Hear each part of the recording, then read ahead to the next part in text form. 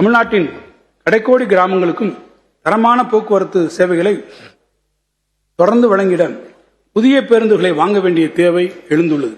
இந்நிதியாண்டில் 3000 புதிய பேருந்துகள் கொள்முதல் செய்யப்படும். இது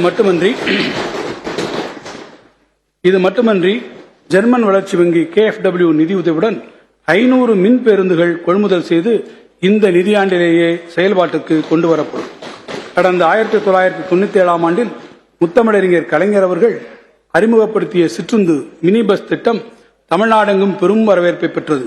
தற்போது வேகமாக வளர்ச்சியடைந்து வரும் நகரங்களை ஒட்டிய ஊரகப் பகுதிகளிலும் போக்குவரத்து சேவையை வழங்கிடும் நோக்கில் மாற்றியமைக்கப்பட்ட விதிமுறைகளுடன் சிற்றுந்து திட்டம் தமிழ்நாட்டில் விரிவுபடுத்தப்படும். இந்த வரவு செலவு திட்டத்தில் மகளிருக்கான இலவச பேருந்து கட்டண மானியத்திற்காக 3050 கோடி ரூபாய், மாணவர்களுக்கான பேருந்து கட்டண மானியத்திற்காக 1521 கோடி ரூபாய் மற்றும் டீசல் மானியத்திற்காக 1800 கோடி ரூபாய் ஒதுக்கீடு செய்யப்பட்டுள்ளது. தினந்தோறும் சுமார் 3 லட்சம் பயணிகள் விரும்பி பயணிக்கும் சென்னை மெட்ரோ ரயில் திட்டத்தின் 2ஆம் கட்ட பணிகள் 63246 கோடி ரூபாய் செலவில் 119 கிலோமீட்டர் தூரத்திற்கு 3 வழித்தடங்களில் துரிதமாக நடைபெற்று வருகின்றன. முதற்கட்டமாக பூந்தமல்லி முதல் கோடம்பாக்கம் வரையிலான உயர் வழித்தடம் வரும் 2025ஆம் ஆண்டு டிசம்பர் மாதத்தில் பயன்பாட்டுக்கு கொண்டு வரப்படும். இந்த வரவு செலவு திட்டத்தில் சென்னை மெட்ரோ ரயில் திட்டப்பணிகளுக்காக 12000 கோடி ரூபாய் நிதி ஒதுக்கீடு செய்யப்பட்டுள்ளது. கோவை மாநகரில் அவனாசி சாலை மற்றும் சத்தியமங்கலம் சாலை வழித்தடங்களில் மெட்ரோ ரயில் திட்டத்திற்கென 10,740 கோடி ரூபாய் மதிப்பீட்டிலும், மதுரை மாநகரில் திருமங்கலம் மற்றும் ஒத்தக்கடை பகுதியை இணைத்திடும் வகையில் 11,368 கோடி ரூபாய் மதிப்பீட்டிலும் தயாரிக்கப்பட்ட விரிவான திட்ட அறிக்கைகளை ஒன்றிய அரசுக்கு அனுப்பி வைக்கப்பட்டு ஒன்றிய அரசின் மூலதன பங்களிப்பு பெறுவதற்காக அனுப்பி வைக்கப்பட்டுள்ளது. ஒன்றிய அரசின் அனுமதி கிடைத்தவுடன் இந்த இரு நகரங்களிலும் மெட்ரோ ரயில் அமைப்பதற்கான பணிகள் தொடங்கும். சென்னை மெட்ரோ ரயில் வழித்தடத்தை சென்னை விமான நிலையத்திலிருந்து கிளாம்பாக்கத்தில் உள்ள கலைஞர் நூற்றாண்டு பேருந்து முனையம் வரை நீட்டிப்பதற்கான விரிவான திட்ட அறிக்கை 4,625 கோடி ரூபாய் மதிப்பீட்டில் பெறப்பட்டு ஒன்றிய அரசின் மூலதன பங்களிப்பிற்காக ஒப்புதல் கோரப்பட உள்ளது. மேலும் கோயம்பேடு முதல் ஆவடி வரையிலும் பூந்தமல்லி முதல் பரந்தூர் வரையிலுமான 2ஆம் கட்டத்தின் நீட்டிப்பு வழித்தடங்களுக்கு விரிவான திட்ட அறிக்கைகள் தயாரிக்கப்படும். சென்னை மெட்ரோ ரயில் நிறுவனம் மற்றும் தமிழ்நாடு தொழில் வளர்ச்சி நிறுவனம் ஆகியவை இணைந்து உருவாக்கப்பட உள்ள புதிய சிறப்பு அமைப்பு மூலம் சென்னை சென்ட்ரல் ரயில் நிலையத்திற்கு எதிரே மரபுசார் வடிவமைப்புடன் சுமார் 10 லட்சம் சதுரடி பரப்பில் 27 தளங்களை கொண்ட முத்திரை பதிக்கும் ஒரு கட்டடம் 688 கோடி ரூபாய் செலவில் கட்டப்படும். பொதுத்துறை, வணிக மற்றும் தொழில்நுட்ப நிறுவனங்களின் அலுவலக தேவையினை இப்புதிய கட்டடம் நிறைவு செய்யும். தற்போதுள்ள பிராட்வே பேருந்து நிலையம் மற்றும் அருகில் உள்ள குரலகம் கட்டடம் அமைந்துள்ள பகுதியில் ஒருங்கிணைந்த பன்முக போக்குவரத்து வசதியில் கொண்ட பேருந்து நிலையம் மற்றும் உயர்தர நவீன வசதியில் கொண்ட அலுவலக வளாகம் ஒன்று 823 கோடி ரூபாய் செலவில் உருவாக்கப்படும். இதில் அமைய உள்ள நவீன வசதியுடன் கூடிய பேருந்து நிலையம் அமைத்திட தேவையான 200 கோடி ரூபாய் நிதியை அரசு வழங்கிடும். அண்ணா நகர் மேற்கு, கலைஞர் நகர் மற்றும் மந்தைவெளியில் அமைந்துள்ள பேருந்து நிலையங்கள் மற்றும் பணிமனைகளை தரம் உயர்த்தி நவீன வசதிகளுடன் கூடிய அலுவலகங்களும் வணிக வளாகங்களும் உருவாக்க விரிவான திட்ட அறிக்கைகள் தயாரிக்கப்படும்.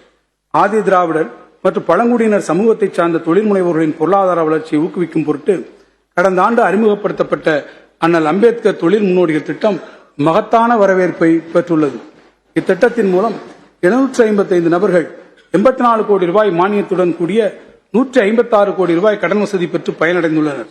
இத்திட்டத்திற்கு கிடைத்த வரவேற்பினை கருதி திருத்த மதிப்பீடுகளில் கூடுதலாக 75 கோடி ரூபாய் நிதி ஒதுக்கப்பட்டுள்ளது. வரும் 2024-25ஆம் ஆண்டிற்கான வரவு செலவு திட்ட மதிப்பீடுகளில் இத்திட்டத்திற்காக 120 கோடி ரூபாய் ஒதுக்கீடு செய்யப்படும். மேலும் அண்மையில் அறிமுகப்படுத்தப்பட்ட சிஎம் அரைஸ் என்ற புதிய திட்டத்தின் கீழ் தொழில் தொடங்குவதற்கு 35% வட்டி மானியத்துடன் 10 லட்சம் ரூபாய் வரை தொழில் முனைவோர் கடன் பெறலாம். இத்திட்டத்தை நடைமுறைப்படுத்த வரும் ஆண்டில் 50 கோடி ரூபாய் நிதி ஒதுக்கப்படும். நகர்ப்புற பகுதிகளிலும் ஊரக பகுதிகளிலும் ஆதி திராவிடர் குடியிருப்புகளில் முழுமையான சமூக பொருளாதார வளர்ச்சி ஏற்படுத்தும் வகையில் அடிப்படை கட்டமைப்பு வசதிகளை மேம்படுத்திட அயோத்திதாச பண்டிதர் குடியிருப்புகள் மேம்பாட்டு திட்டத்தின் கீழ் 230 கோடி ரூபாய் நிதி ஒதுக்கப்படும். இத்திட்டத்தின் கீழ் ஆதி திராவிடர் மற்றும் பழங்குடியினர் மற்றும் மக்கள் பயன்பெறும் வகையில் திருமணக்கூடம், உள் விளையாட்டு கூடம், கற்றல் மற்றும் பயிற்சி மையம் போன்ற வசதிகள் கொண்ட 120 சமூக கூடங்கள் சுமார் 100 கோடி ரூபாய் மதிப்பீட்டில் கட்டப்படும். ஆதிதிராவிடர் மற்றும் பழங்குடியின மாணவர்களின் உயர்கல்வி சேர்க்கை உயர்த்திடமும் அவர்களுக்கு நவீன வசதிகளுடன் கூடிய தங்குமிட வசதிகளை வழங்கிடமும் மதுரை, கோயம்புத்தூர், திருச்சிராப்பள்ளி, நீலகிரி மற்றும் சென்னையில் 5 நவீன மாணவர் விடுதிகள் கட்டும் பணிகள் 150 கோடி ரூபாய் செலவில் மேற்கொள்ளப்பட்டு வருகின்றன. இதன் தொடர்ச்சியாக சென்னை, தஞ்சாவூர், தருமபுரி, நாமக்கல் மாவட்டங்களில் கல்லூரி மாணவியர் விடுதிகளும், மதுரையில் கல்லூரி மாணவர் விடுதியும் மொத்தம் 75 கோடி ரூபாய் மதிப்பீட்டில் இந்த ஆண்டில் கட்டப்படும். இந்த விடுதிகளில் தங்கி பயிலும் மாணவர்களின் பன்முகத்திறனை வளர்க்கும் விதமாக அவர்களுக்கென ஒருங்கிணைந்த திறன் மேம்பாட்டு திட்டம் ஒன்றும் அறிமுகப்படுத்தப்படும். பழங்குடியினர் வாழ்விடங்களில் அடிப்படை வசதிகளை மேம்படுத்தவும் வாழ்வாதாரத்தை உயர்த்திடவும் தொல்குடி என்ற புதிய திட்டம் அடுத்த 4 ஆண்டுகளில் 1000 கோடி ரூபாய் மதிப்பீட்டில் செயல்படுத்தப்படும்.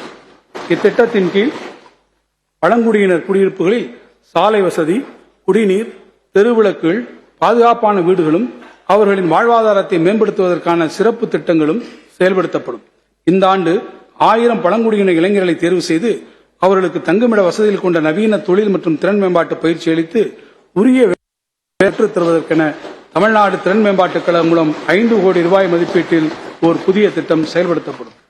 ஆதி திராவிடர் மற்றும் பழங்குடியினர் நலத்துறையின் கீழ் இயங்கி வரும் அனைத்து பள்ளிகளிலும் 36 கோடி ரூபாய் மதிப்பீட்டில் திறன்மிகு வகுப்பறைகள் ஸ்மார்ட் கிளாஸ் ரூம்ஸ் ஏற்படுத்தப்படும். மேலும் அனைத்து பள்ளிகளுக்கும் அதிவேக இணைய வசதிகள் ஏற்படுத்தப்படும். இந்த வரவு செலவு திட்ட மதிப்பீடுகளில் ஆதி திராவிடர் மற்றும் பழங்குடியினர் நலத்துறைக்கு 3706 கோடி ரூபாய் ஒதுக்கீடு செய்யப்பட்டுள்ளது. சமூக நீதியை நிலைநாட்டுவதில் பெரும் அக்கறை கொண்டுள்ள இந்த அரசு நமது நாட்டிற்கே முன்னோடியாக பல்வேறு திட்டங்களை செயல்படுத்தி வருகிறது. வரும் தேசிய மக்கள் தொகை கணக்கெடுப்புடன் சாதிவாரியான கணக்கெடுப்பினையும் இணைத்து நடத்திட வேண்டும் என்று ஒன்றிய அரசை இவ்வரசு வலியுறுத்தி வருகிறது. தமிழ்நாட்டில் 1353 பிற்படுத்தப்பட்டோர், மிகவும் பிற்படுத்தப்பட்டோர், சீர்மரபினர் மற்றும் சிறுபான்மையினர் விடுதிகள் செயல்பட்டு வருகின்றன. இவ்விடுதிகளில் தங்கி பயின்று வரும் மாணவர்களுக்கு கட்டணமில்லா உணவு மற்றும் தங்கும் வசதிகள் ஏற்படுத்தப்பட்டுள்ளன. அண்மையில் விடுதிகளில் தங்கி பயிலும் பள்ளி மாணவர்களுக்கு மாதாந்திர உணவு மானியம் 1400 ரூபாயாகவும், கல்லூரி மாணவர்களுக்கு 1500 ரூபாயாகவும் உயர்த்தி வழங்கப்பட்டுள்ளது.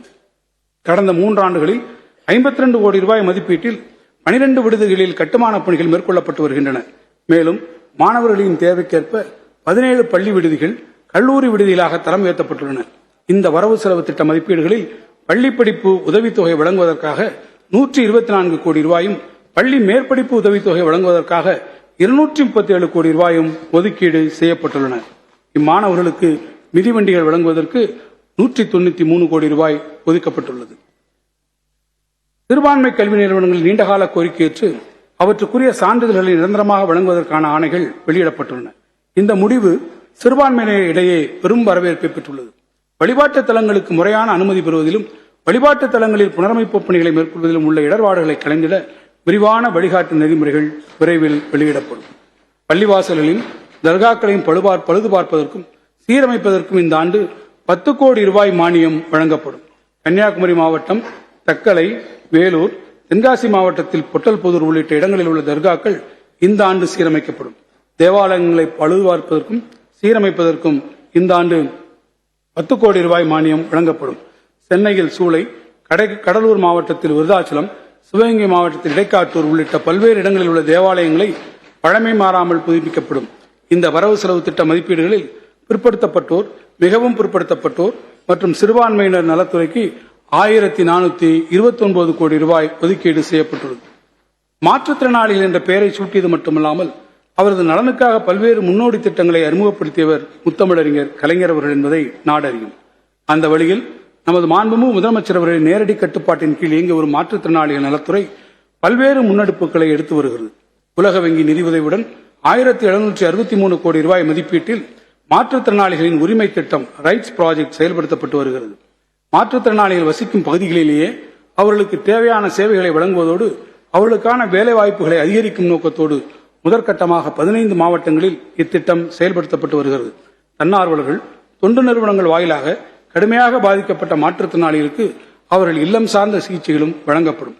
புற உலக சிந்தனையற்ற மதி இறுக்கம் ஆட்டிசம் ஸ்பெக்ட்ரம் டிசார்டர் உடையோருக்கு தொடுதிறன் சிகிச்சை, செயல்முறை பயிற்சி, இயன்முறை பயிற்சி, பேச்சு பயிற்சி, சிறப்பு கல்வி, தொழிற்பயிற்சி ஆகிய ஒருங்கிணைந்த மறுவாழ்வு சேவைகள் மட்டுமின்றி பெற்றோர் மற்றும் பராமரிப்பாளர்களுக்கான ஆற்றுப்படுத்தல் சேவை, ஆராய்ச்சி மற்றும் மேம்பாட்டு பணிகள் ஆகிய அனைத்து சேவைகளையும் ஓரிடத்திலேயே பெறும் வகையில் புற உலக சிந்தனையற்ற மதி இறுக்கம் உடையோருக்கான உயர் திறன் மையம் centre of excellence for persons with autism spectrum disorders ஒன்று 25 கோடி ரூபாய் மதிப்பீட்டில் சென்னையில் அமைக்கப்படும்.